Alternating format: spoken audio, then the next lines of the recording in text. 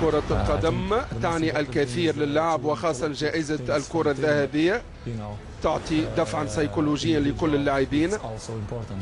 من المهم جدا للاعب أن يحصل على هكذا جائزة. أنا أريد أيضا أن أقول أن ليونيل ميسي يلعب في فريق متجانس ومتكامل ويحظى بمساعدة زملائه، وهو يستحق أن يكون من المؤهلين للفوز بجائزة أحسن لاعب.